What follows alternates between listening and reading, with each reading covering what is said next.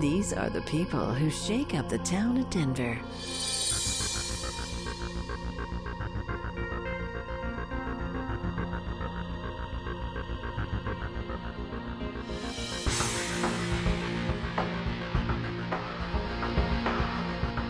These are Vista's movers and shakers.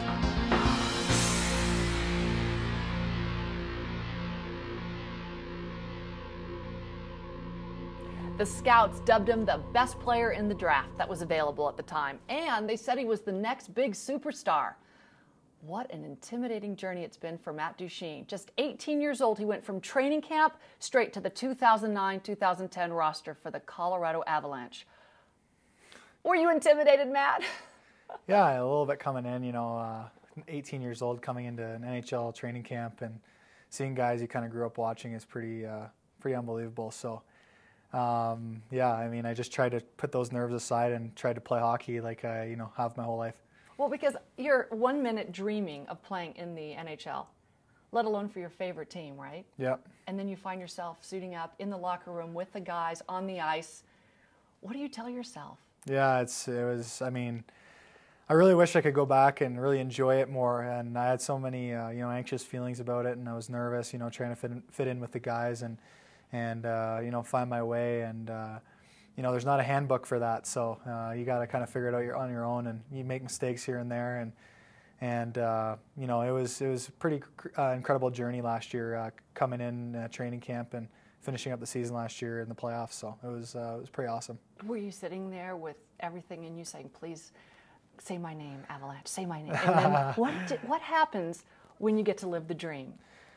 I kind of had an idea that it was realistic that I was maybe going to be picked by the Avalanche, and it was actually after the second pick went and Tampa picked Victor Hedman. I actually was caught on camera doing a fist pump up in the stands. So that was just an incredibly happy moment in my life because I realized I was going to be drafted by the team I grew up cheering for. So that was amazing. Okay, now I know that you're from Canada, so you have to have hockey I think before you walk, you learn how to play ice hockey, right? Isn't that pretty right? Close, yeah. So how old are you, about 5 or? I had my first set of everything at 2, but See? I didn't play yet. That's when I started skating, but I was playing full, hockey at 4 years old. So I've been playing it for a while now, I guess. and I understand that you did the dreaded goalie thing. You made your dad buy all that equipment and lug all that stuff around? Not exactly. I never played goal on the ice. I played it in road hockey and at school with my friends and stuff. And basically it was because of Patrick Roy. He was really my first favorite hockey player, and it was weird because I was an out player and I had a goalie as, who was my idol. So I used to get new road hockey goalie equipment every Christmas, and my dad said, okay, you can play as much as you want at the house or, out with your friends, but on the ice you're going to be a forward. So that's how it went. So does Dad know best after all? I think so. So what does he make of all of this? I don't know. We're so caught up in, the day-to-day thing, trying to deal with little things on the ice and off the ice, and we don't really take a step back as much as we probably should and go, wow, I've been so blessed to have this opportunity and to be able to play for this team in this league. And I wish we did that a little bit more often, but it's tough because I have so many personal goals, and you're always trying to help the team, and he's trying to help me achieve those as well. So it's tough to sometimes take a step back. So is it safe to say that Vista TV Denver has made you reflect on your blessings? Yeah, maybe a little bit, yeah. Has it been going that fast for you? Do you feel like you've just been on a treadmill? Yeah. It's ever since I think the spring after my first year of junior, I played in a tournament over in Germany with Team Canada, and ever since then I've been on a plane probably every month since then. So it's and before that I'd been on a plane twice in my entire life. So it was amazing how much it changed. Growing up in a really small town in northern Canada, a really simple life, 1,500 people, 600 kids at your high school. Where is it? Halliburton, Ontario, and going from that to this in such a short period of time. So, it wasn't that long ago I was in high school, so it's pretty amazing. Well, I know. I think about it.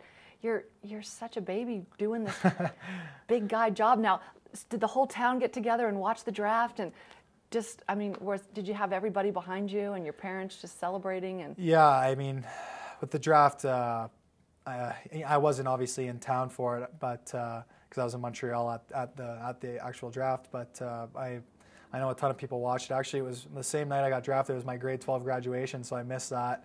But I think all my friends saw the draft after they, walked up on stage, got their diploma, everything. So I mean, it was pretty cool how, they were back home going through, graduation of high school, and they're off to university and, starting that part of their life. And for me, I was at the draft and starting a new part of my life. So it was pretty cool, the difference in that, and how the draft is almost my graduation as well. now, who talks to you all the time and gives you advice? Your dad? Is that? Yeah, probably. My dad, and I have a great agent too, Pat Brisson.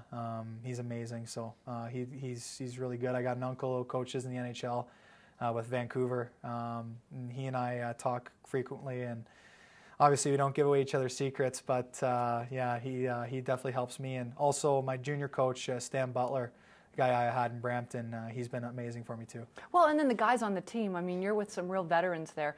What kind of a reception did they give you? What kind of advice are they giving you? Well, I actually live with Adam Foote, and he, he's 20 years older than me and has been through the battles and won the cups. He knows how to exactly. win. So I mean, I'm going to make mistakes along the way. I'm going to do things I probably shouldn't do, and things, and it's about being young. It's because I'm young and don't know any better, and guys like that really help you out and tell you, you can't do this, you can do that, or whatever. On the ice or in the locker room? Both, everything, right? Everything, off the ice, on the ice, whatever. So I mean, it's, he's been great to live with, and he's really helped me out with, a lot of things. Well, I told a couple of my friends that I was going to interview you, and they're texting me, he's having his first fight on the ice in the NHL. This is so exciting. I mean, everything is a first for you, and everybody's going to live vicariously through you. Just, all the young kids out there. What do you want them to see when they see you playing, and they want to do what you're doing? They're watching everything that you do. Do you understand that kind of, power that you have and influence? Yeah, for sure. I mean, that's something I've thought about for a long time, because I was that kid once looking up to, whether it was Waugh or Sakic or Forsberg, or even a couple of years ago with, a guy like Sidney Crosby, who've actually become friends with now. And yeah, I mean, I realize the responsibility there is in being a role model and saying the right things, doing the right things. And, anytime, a kid comes up to you and says, you're my favorite player, that makes it worthwhile. It makes it, that makes you realize your dream even that much more, because you were that kid once, and you can see yourself in his shoes. And I could see myself saying that to somebody when I was that age. So it's pretty amazing. And, I mean, that's definitely humbling for sure. Do you think you're harder on yourself just because you are so green? Yeah, I'm probably my biggest, critic, and I'm the hardest on myself, probably anybody. And, I'm so passionate about the game and competitive and driven. I mean, sometimes it's almost too much. I almost put too much pressure on myself, and I don't relax very often. And, it's the only time I usually get to relax is when I'm up around my hometown, around the lake or something, and that's good for me, and it's healthy. So I should be doing a little bit more of that in the summer, I think. Now, you said that your favorite players are Joe Sakic, Peter Forsberg. They're at the top of my list too, on and off the ice. But have they given you any advice? Nothing too major. I mean, just Sakic's around a little bit, and just getting to see how he goes about his life, and talking to him and things like that. He's given me things that he probably doesn't even know. And I mean, just watching him, how he handled media, how he handled himself on the ice, and how he handled his team was amazing growing up. I mean, I followed the Avalanche like I lived in Denver, so even it's kind of weird that I was a fan being from where I was from, but so I think I picked up a lot of things along the way from him. Do you think because of your age, the coach is harder on you, or cuts you more slack, or you're just like everybody else? Probably just like everyone else, but I know that he expects a lot of me because he knows I expect a lot of myself. And we've had some good talks and figured things out together, and have been working together well. And they've done such a good job with me and teaching me how to develop my game to where it needs to get to, and it's still a work in progress. There's still a lot of work to do, and they're helping me every step of the way. So it's been great. Where do you see yourself? What are your goals? And I mean, you're just starting, but you have to have a vision, right? Yeah, I mean, obviously Stanley Cup's first and foremost. I mean, I'm seeing kids that, around the league that are young, only a few years older than me, winning it, and you watch it and you go, wow, like that's got to be the most amazing feeling in the world. I remember like watching the Blackhawks and the Flyers this past spring and early summer, and going, seeing those guys, and I know some of them personally, and going like, wow, like, I want that to be me soon, and especially because you're in the league now. Before it's like a far away dream because you're not in the league yet, but now that you're in the league, it's like you want to be one of those guys. So that's definitely the first and foremost. And then there's some personal stuff in there, and I'm not quite sure where to go as far as that right now. But I got hopefully a long career ahead of me, so hopefully I can do a little bit of damage. You want to settle down in Denver, have a family, that kind of stuff? Yeah, I mean that's outside of the game, but. Yeah, I'm definitely. I think I'm a type of homebody guy. So I mean, I like to be around the house, and I don't know. I mean, hopefully not too soon. I gotta, I want to take care of me first. But once I've got myself figured out, maybe I'll. Oh, you're so young. I don't even want to ask you what are you looking for in a girl. Like I did Brady Quinn. He's a little bit older than you, but what do you admire in a girl when you want to go out on a date? What do you look for? Probably, I mean, for me. I'm a high maintenance guy because of my lifestyle, and because I'm going to be away a lot. My life's hectic. I'm not always going to be home, so I need somebody that's as low maintenance as possible, and that can be, a rock for me. No controversy, no drama. Somebody that can just be solid. And did you just say you're looking for a girl that has no drama, no controversy? Well, okay, all right, let me rephrase that. As little as possible. All right, I read a quote recently from Wayne Gretzky. I want you to tell me what you interpret this to say. He says, most players are pretty good, but they go where the puck is. I go where the puck is going to be. What does he mean by that? I think you look at any great athlete in any sport, and they have a mind where they know where the game is going, not where it is at the moment. And it's about being proactive. You're one step ahead, and that's what he did so well. I mean, people said he played the game like he was up in the press box, meaning he could see the whole ice all the time. And I think how do you get that good? Well, I think I think it's something you're born with a lot, and he was definitely born with that ability. And I think it's how you grow up, and how. If you're passionate for the game and any type of game, whether it's basketball, football, soccer, hockey, baseball, whatever, you're gonna develop, I think, to that level if you do the right things. So I mean, he's the best player that's ever played. So it's easy for him to say, but it comes harder for the rest of us. What's the best advice you've ever been given when it comes to hockey? Oh, that's tough. A lot of great things. I have a very close friend back home. He's an older guy. He's a close family friend, and he was a principal at my high school. And when he coached us in high school hockey, there was one game we were winning like 10-0 after the second period, and we were getting a little cocky. We're undefeated, and he came in the room, and one thing he said is, when you lose, say little; when you win, say less. And that's something that's stuck with me. It's just the ultimate, lesson in humility. So I think that's one of the biggest things I've kept with me. And let me just ask you something. What is this whole business about? I don't know a lot about it. I like to watch hockey, but what happens that gets these fights going on the ice? Not just necessarily with you, but what builds up to all that? A lot of the time it's just one of those things where you're two competitive guys, and you get into a situation where you get in each other's personal space, and it's just guys just go off. And I mean, it's that male testosterone that we have, and I mean, it's the competitiveness of the game, it's the fire of the game. I mean, some fights are they're two heavyweights going at it because it's their job, they want to get their team going. Other times it's because a guy took a run at a star player on another team, and other times it's just it just happens out of the blue. So I mean, it's tough. It's tough to put a finger on it, but it's just guys having a fire for the game, and it's great. And I hope they never take it out. Do you just shrug it off when it's over with and go on with your life, or do you think about it later? Sometimes. I mean, I know guys have personal vendettas with different guys, and oh, really? I mean, there's guys that don't like each other around the league. Like that's going to be the case in any sport. But there's other times where you just come up to a guy, you don't even know who he is at the time. You just see his face and you go, okay, let's go. So I don't know. I mean, It's weird. It's weird like that. It's a lot of people can't figure it out, and it's tough to figure out unless you play. Well, and the thing that's so ironic about hockey players is really off the ice. I've done lots of charity events, lots of interviews with them. They are the nicest, most genuine, humble, really a quality group of men. But when they get in these fights, you think, I didn't know he had it in him. It's just funny to see the difference. Yeah. On the ice and off the ice, you turn into someone different, and a lot of people do anyway. And hockey, the NHL is very lucky to have the quality of people we do have in the league, and everyone's brought up with a lot of people are brought up with that mentality to be humble and don't show off or it doesn't need to be a show type of thing. And I think that carries on with guys outside of the rink. I mean, we're just normal. We're as normal as you get. So. On the ice, you get that fire and you get that passion for the game, and that causes those fights. But there's a switch that goes on when you hit the ice for sure. And no pun intended. You guys kind of keep each other in check.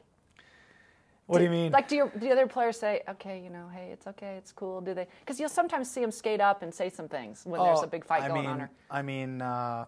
Usually the only time that guys will keep each other in check is if they don't want, if there's a penalty being called, and if he does something back, then it's going to even it up, and we're not going to get the power play. So nobody ever, if a guy wants to go with another guy, a guy's not going to talk him out of it. It's going to happen. So everyone's got each other's back, but everyone's going to let each other fight their own battles too. So what do you think about before you go out on the ice and for a game? What goes on in your mind?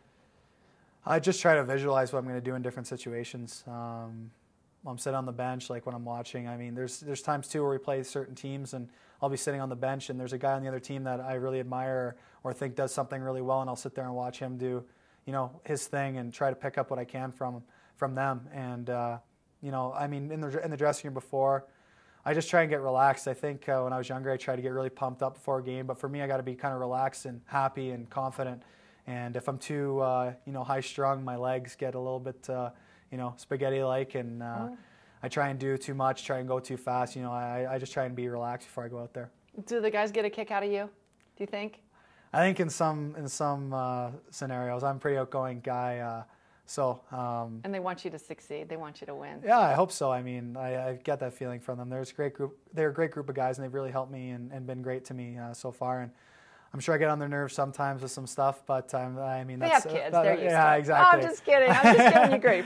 Old people can do that, Okay, so you, I understand, are a student of the game, and you used to know every player by the type of stick that they use. What's up with that? I don't know. When I was younger, I got this, fascination with sticks when I was young, and because this one model came out, and it was like, it's basically changed the game. It was every player used to play with the wood stick, and they came out with this one that was all composite, and it's actually changed the game quite a bit.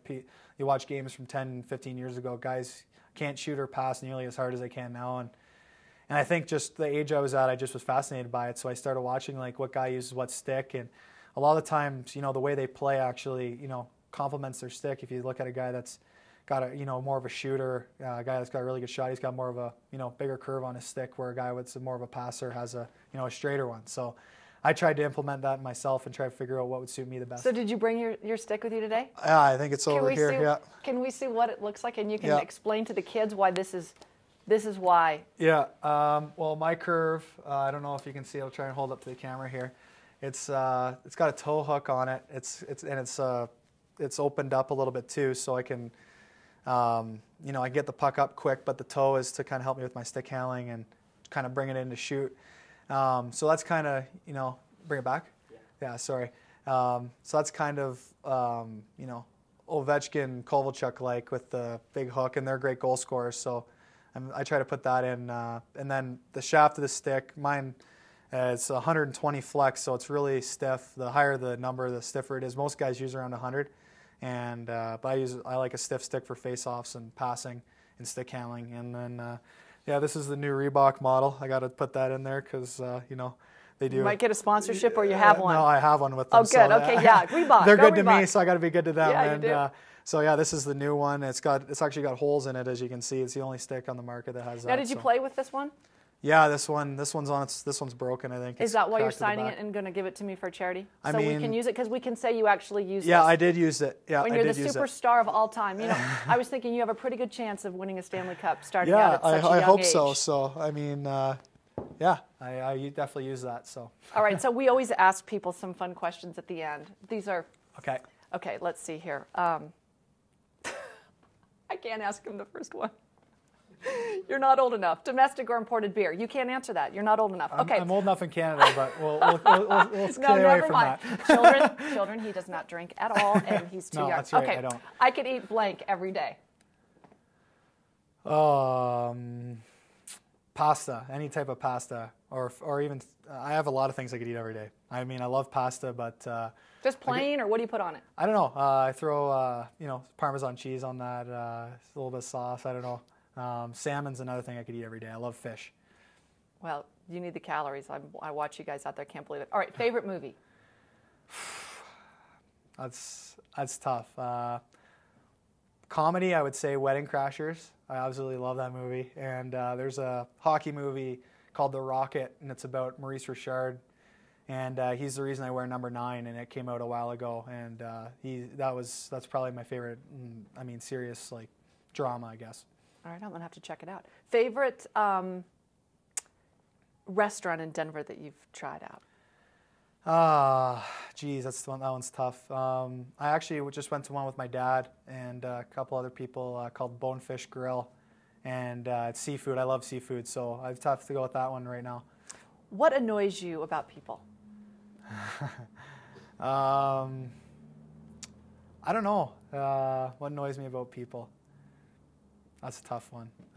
I'd say whenever there's a lot of snow on the ground and some people when they drive just rattles me because I'm from Canada, so we get snow all the time, and you grow up driving it, and some people are just they have no idea. That would be the only thing I can think of off the top of my head. Remember, we had this horrible blizzard here. I mean, for you it was nothing, but I called my friends Michelle Goulet. Do you know who he is? Yeah, I do. And Andre, and I was complaining, this is horrible. They said, this is a typical snowstorm in Quebec. I mean, they were laughing at me. They said, this is nothing. What's wrong with you people in Colorado?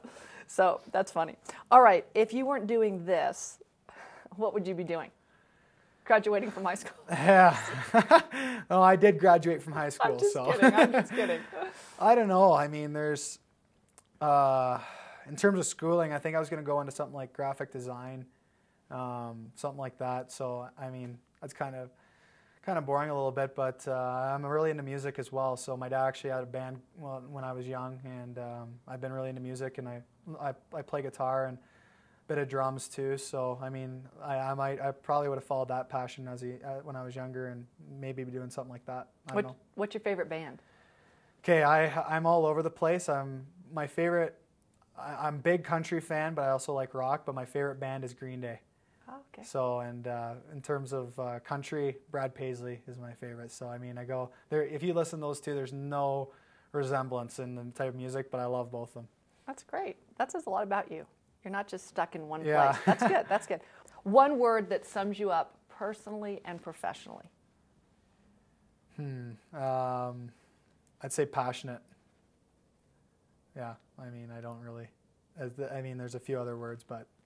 Probably passionate. Don't you think you have to be passionate to make it this far, this young in the NHL? Yeah, you do, and it's not just about. That's the thing I'm most passionate about. But anything I do, I put as I do it to the fullest of my ability, which is it's a great reflection on my parents that they brought me up that way. So, and they're the same way. So, I mean, that's probably number one thing. How many games do they get to come to and watch you? My dad's been down a lot, actually. I think he's.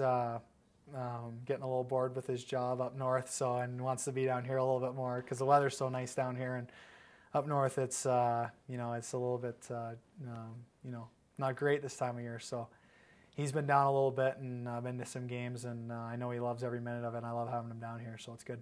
Okay, coolest person you know in Denver? Well, outside of my team, probably Carmelo Anthony, but hopefully he stays here. So. I hope he hears this one, so I want him to stay. Okay, why is he the coolest person in Denver? Well, coolest person I've met, but he's an elite athlete. He's amazing.